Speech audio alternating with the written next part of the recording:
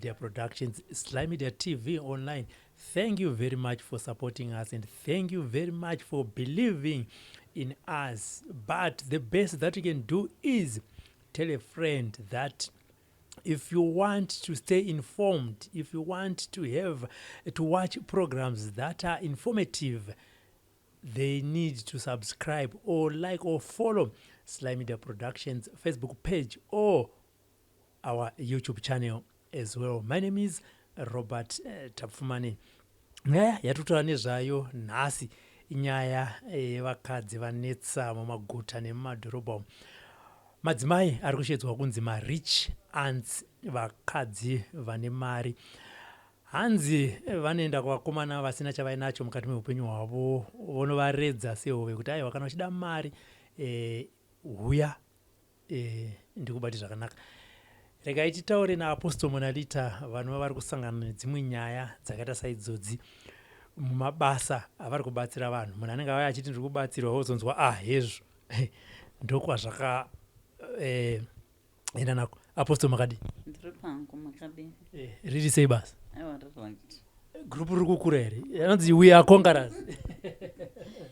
we are conquerors sure. Handiti tinotenda nyaya yatotaura nezvayo vanoti zvototi ndofunga pandataura kuti MaRich aunts ka vanhu vakaona neskini yenyana vavanzi ndo rich aunt vacho vatoziva vatorwa nezvavo.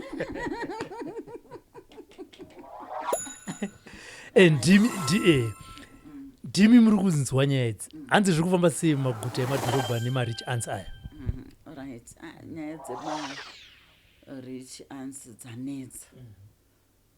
Unombotanga uchadzinzwa chete dzichitaurika kuzosvika pakuti akazviitwa azonyatsosvika pauri achikutaurira wozoona kuti it's real. Nokuti kana zvichingotaurika taurika kuti kutaura kwevanhu.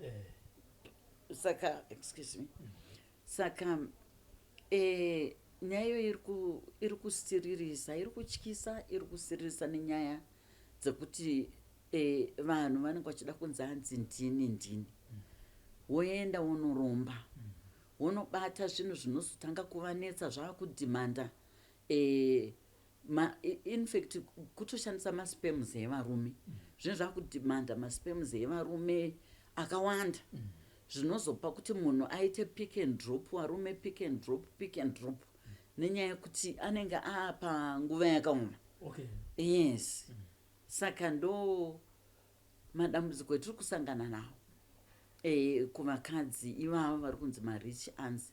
Havasi kungotora mazera echidiki kana kuti varombo vakomana vokuti kana kuti vari kutambudzika, vari kutora even nevarume vakuru chaiko, vachienda mumarestaurant, vachienda mumapublic places, handiti osvika usvikopaka zimota rake, handiti. Then varume vamwe vaya vari lazy to work, handiti, anongofunga kuti ndawana mukadzi anoshanda, otozozvona kuti aiwa hapana zviripo, handiti, atoshandiswa musi iwoyo zvakwana, hachadi kutoonekwa futi. Pavanenge vachinoti vachinoromba apa pozoda pakudiwa hurume kana kuti maspems evarume akawanda, hanzi zviite sei? Maspems anenge achinoshandiswa chini? Hanzi normally maspems aya anenge achinopiwa nyoka dzekukingdom kwavanenge vakaromba ikoko. Hanzi kune nyoka hombe handiti dzinenge dziriko, saka nyoka dzedzi ndo dzinenge dzichida maspems waya, ende vamwe vacho vanenge vane nyoka dzacho mumba. Saka vanenge vachitoti vakadini vanodurura pavanodurura wozofidha nyoka dzavo. Saka zvangofanana nekuti iwo wakuzorarama upenyu hwekuti uri kunwiwa ropa kana kuti uri kutongoshandiswa nekuti maspems ako akanopinda kukingdom yewakaipa. Nekuti kana achipiwa nyoka, I don't think kuti anongopa akanyarara, pane zvaanenge achitotaura, handiti. Saka vanhu ivavo vanenge vashandiswa nenzira idzodzo, upenyu hwavo handioni uchizonyatsita upenyu huri straight.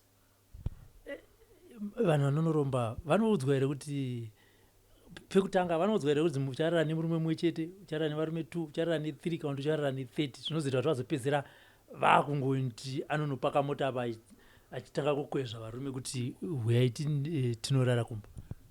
zvinoitika pakuromba apa ini I think vanhu muko vanotaurirwa ini kuti mari uchaita but nyaya inenge yapo ndeyekuti hausanirwa kuzoroorwa handiti mukona saka munhu anozvitambira anotaurwa kunzi asi varume here unochinjanisa waunoda handiti mukona ipo pakunzwaro munhu pamwe anenge asi kuziva kuti pakuzonzi varume uchachinjanisa waunoda but hauzoroorwa asi mari dzako unenge unichi une mari maybe anenge asingazivi kuti nyaya dzacho ndidzodzo pane umwe akazotaura kuti akatozotonzi akutodzokera kechingani kechi3 here 4 kun'anga yake ndo paakachozonzi iko zvinezvi handiti wakuchitora maspems evarume handiti hamene chidende chaakanopiwa akanzonoisa imomo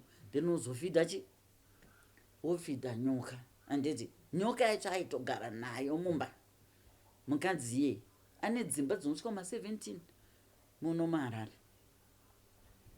Chinoita kuti munhu uite chivindi chekugara nenyoka chipo because nyoka chai kana yakafa inotyisa andimi kamunombo munezinge makabatsira chinoita kuti usvike pachivindi chekuti rega ndipiwe nyoka iyi ndiite mari zvinenge zvabva kupi unombotanga here iwewe wabikwa kuti uzozvigamuchira kana kuti munhu anotongoenda achingoti inini ndazvipira unyope kumaRobert hungori hunyope munoona upenyu hwedu hwatinorarama isusu hunoti womei in terms of kutsvaga mari handiti you have to work very hard kuti unge uchiwana mari saka nyaya iri kuitika pavanhu vari kunoromba hunyope nekugumirwa kwekufunga kuti aiwa but ndikaita ichi neichi ndogona kungowana kamari kangu mbijana handiti ndozosimukawo kana mwari nevadzimu vachindikomborera handiti vanoda kukurumidza handiti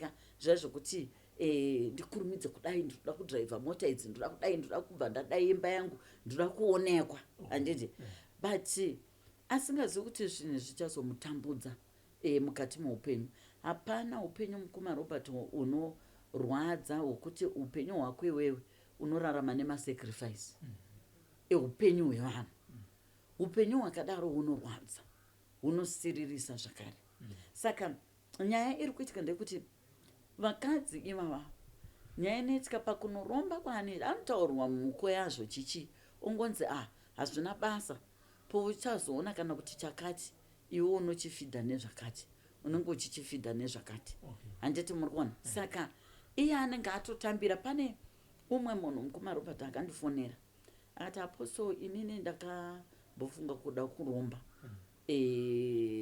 nemukadzi wangu nehanzvadzi yemukadzi wangu hanzi zvinhu zvakanga zvatiomera handiti zvezvekuti ndagumirwa kubasa kwacho haugari pabasa chichi saka ndakapedzisira tazonzwawo nemumwe munhu kuti kuna sekuru vanodi vanorombesa saka hanzi paya takatoenda handi mukona hanzi taenda ndofungawo vadzimu vedu naMwari ndo vakazviramba saka hanzi sekuru vakangoti iwo mari yavakanga wataura 2000 US hanzi wakabva uzongoti mari yenyu ishoma haiite enda munotsvagemwe mari kana munoda kuti ndikurombesei ndiri kuda 6,000 pound hanzi saka takafuti toiwana kupi mari saka ndaitobvunza ndikati kana mamuna 2,000 makatadza kuti mufunge here kuti mutenderedze zvenyu mari iyoyo muchiita business wenyu zvikanzi hazvina kumbouya mufungwa susu taingoda mari dzakawanda ka1 because tanga taneta nenhamo handi muri kuona saka pane kumwe kuzviitisa kwevanhu kwokuti anotonyatsoenda nenyaya yekuti he is weak or she is weak panyaya dzekushanda she is lazy handiti haangodi kutora situation sezvairi ari kuda kungoiswa patopu kuonekwa kunge zvinhu zvese zviri right but kumba uko kune hondo yemasacrifice evanhu yes handi panyaya yemukomana wamuri kubatsira akauya kwamuri achitiwo zvakamira sei right mukomana uyu akauya natete wacho right aine pano paaiita zvekawasha then munhu akangosvika pakamota andiklinirei mota yangu chichi, then ndokubva azoofewa basa rekumba mari dzakawanda. Ndosaka ndichigara nditaurira vanhu mukumarubva kuti basa raunonyanya kuofewa mari akawandisa riongorore usati waenda pariri. Zvinofanana nevanhu vaive vakazonge vachinochekereswa kana kuzopinzwa into prostitution kunana omen uku kunana chii. Inyaya yekuti waiofewa kunzi basa rechimedi unenge uchihora 6,000 US dollars. Handiti wachienda but wakazonoona kuti handizvo mako. Saka ndo zvakaitwa mukomana akaofewa mari yakawanda, then akazoona apo kuti aiwa zvakanga zviri zvekutodaidzwa kuzoitiswa marichonzi pano kuti munhu zvinhu zvake zvirambe zvichiita handiti zvichienda mberi. Tichiri papo regai timbonzwa zvakawanda kubva kune mukomana wetinzwa kuti iye akasangana sei naRich Auntie ava uye mari yaakapiwa kana kuti yaakaofwa pabasa achinzi siya basa rako rekawash yakamira sei.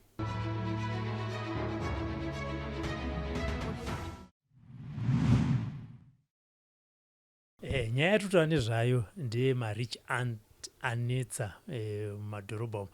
Rega timbonzwa namukoma uri pano kuti ivo vakasangana navo sei. Mukoma makadi ndikubatira yenyu don't worry, imimi muri mapriest chenyu kutaura muchizunguza maoko. Handiti imi makataurawo makasangana sei nevanhu kadzi ava? Ndaisenza mumasamba baimumu ndiri pakawash. Saka mukadzi uyu akauyawo pandaishandira pandibvunza kuti unowana mari basa rako iri angu nakidzwa nekushanda kwandaita. Ndamutaura kuti hazvinongoenderana nekuti zvakamira sei zuva rachiruro, dzimwe nguva tinowana dzimwe nguva nezvakaoma. Panditi haudi kuti undishandire rekumba kwangu, ndikamuti ndinoda bvataurirana mari zikanzora iti bataenda tese kumba kwacho kwake achiti da kuti undishandire uchigeza mota kana nemamwe mabasa aripo pano. Ndikati haisi problem. Ndikati ndapinda. Ndasvikapo mari yamune makutambira imi pazuva maiti nhasi pamune mati mawana mari ukawash manga maita mari zvaisiyana. Pandaitotondawana mari yakawanda pamwe pacho $15 $20 ndibva matorwa manje mukanzi imi muda kuti undishandire ndakukupa mari. Ndichikupa mari kupera kwemwedzi akandikufa mari yakawanda angati $300. Saka ndichisvika paya ndakaona pamba apa paine vanhu vashandi vangu varipo, vakomana ndovanga vakawanda nevamwe vasikana vangu varipo. Asi chaindinetsa manje maya vaipinda nevamwe varume, vaipinda kana kuti waipinda wese. Dzimwe nguva vachipinda murume kana ari pamberi ari mota yake upinda wese mumba. Saka ndakazobvunza vanhu vaya vaishanda apa vanga vagara varipo, ndikati chine chimboitika chii, vanombozvifambisa sei? Vakati iwo hanti uri panapa, zvepanapa unozozvionera wega. Ndokutaura kwakaita vanhu. Rimwe zuva manje mai ava vakazondidaidza mumba, ndapinda bva vandaidza kubedroom kwavo. Ndobva vanditi hanti unoda mari, ndikati mari ndo yandoda, ndo yandakatoinga basa iri. Vandidaro vakangoburitsa mari. Ndichipinda mumba muye ndakaona papa ine tebho yanga iripo imwe yeglass. Tebho iyo papa ine vhasi ranga riripo. Tebho ichipenya muvhasi imomo handaunzoisa zvinhu zvanga zvirimo, ende ndichingotarisa ndakabva ndangoita zvekunge ndarohwa kana nechadzimira. Hameno ndikazvitaure sei zvekubva ndatovhiringika zvekuti zvese zvakazinge zvakuitika ina hapana chandandangoita ndisingazivi. Ndakatozoziva ndapedza ndapinda kudaro vakabva vaisa mari patebho paya, bhanji remari ndofunga 1,000. Bva nditi mari vatokiya dho wachida kuti ndirare nawo. Vandatorara nawo mai vaya. Asiwo waipfekedza makondomu pakurara paya. Makondomu acho handionekwa aienda, asi waiti ndoda kuti urare neni mberi nekumashure zvese. Vandaita sekudaro, but kubva ipapo pfungwa dzangu dzabva dzatanga kuita kunge dzakuvhiringika kusaziva zvandiri kuita. tanga kutonetseka ndokubva ndatanga kunamata ndofunga ipapo ndakarara nawo kanokwana kuita ka7 kunguva iyo mazuva akasiyana-siyana ayo zuva iroro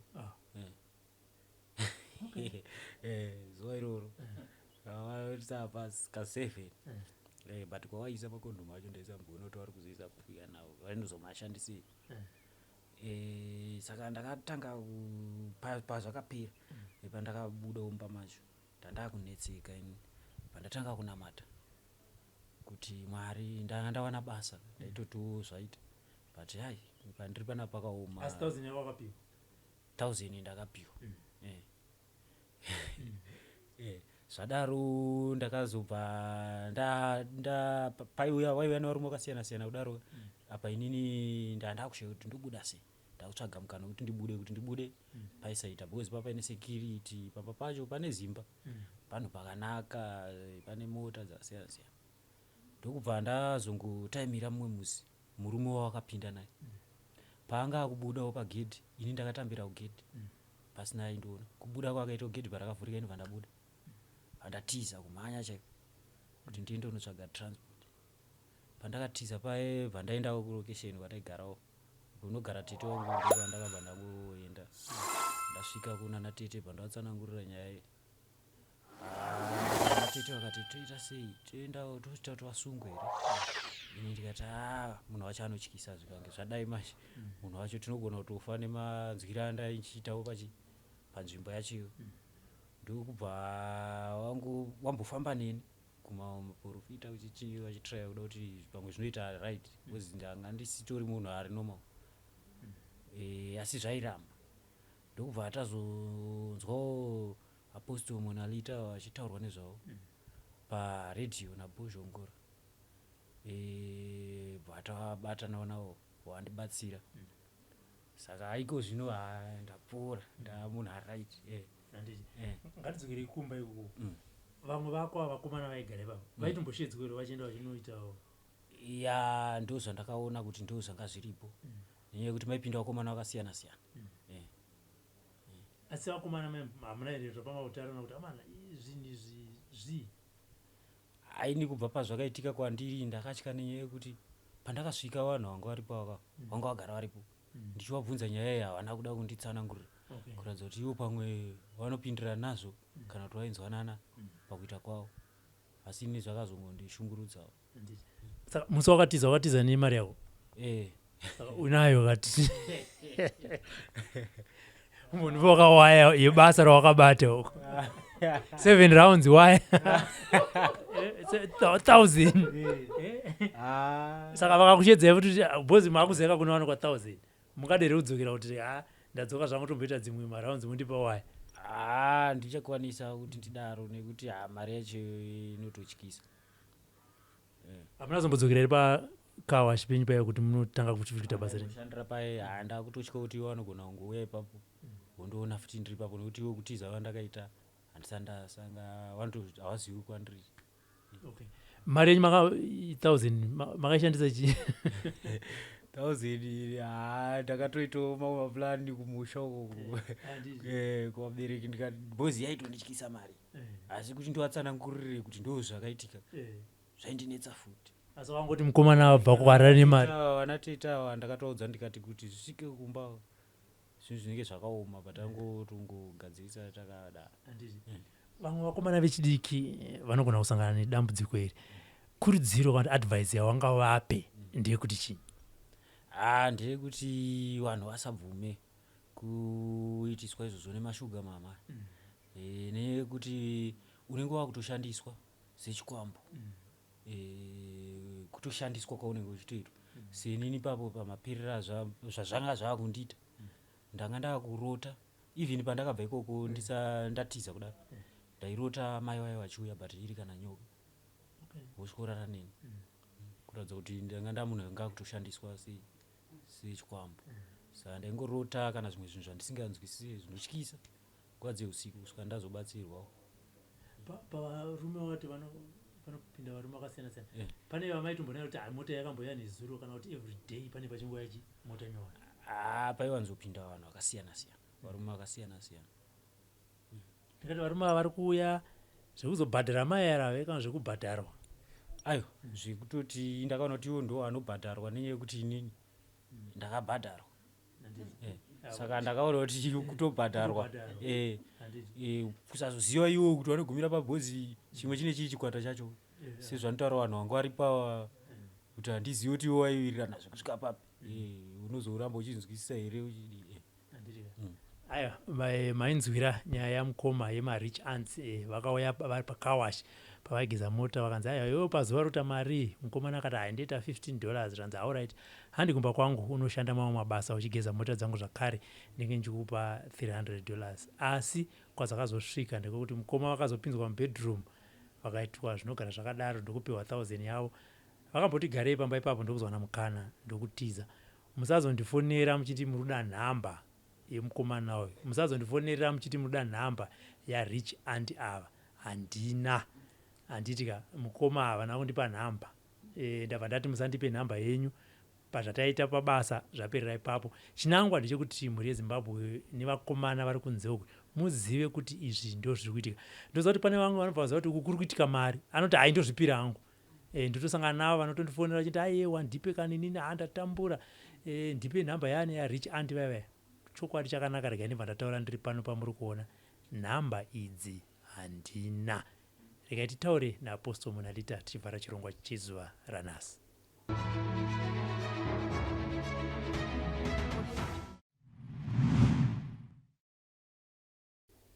mamunzwa mukomana saka apostle mukomana ayo ndokuzouya kwamuri manje akusikuti dambudziko rangu iri hanzi pane zvinhu zvakanga zvaakuitika chii chakanga chaakuitika paakauya muchitanga kusangana naye? Okay, right. Mukomana uyu akanga akurota mai vaya kuuya kwaiita kuhope dzake hanzi waizongochinja waita sekuti inyoka wachida futi zvekunge wachirara naye uye zvaanga akuita kunge munhu uya aakuda muona kunopenga kusanyatsonzwisisa kuti munhu uyu handiti akamira sei nekuda kwezvaanga aitwa and anga achifesa machallenges ekuti kana vatomuurira kuhope saizvozvo iye aitomuka mapenzi ake akatotota atori wait kutoti anga akarara nemunhu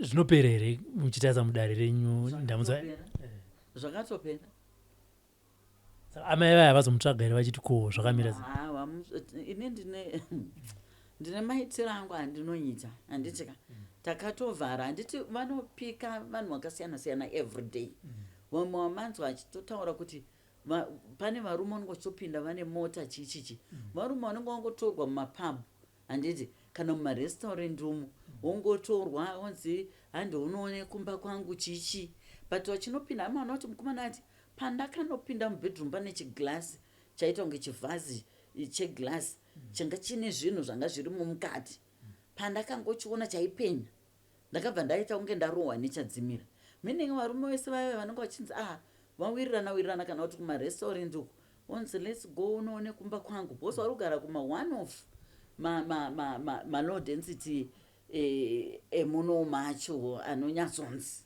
handiti right murume anenge ati ndazviwanira mukadzi handiti then akanopinda kweyakwe chinhu chiya chiri mubedroom ndo chinobva chaitisa munhu chadzimira kunyange ungwati woda ungonoona panogara bhebhi handiti wakutosvika kutoitiswa zvinhu zvisizvo saka meaning vanokecha varume everyday handi munozwana kuitira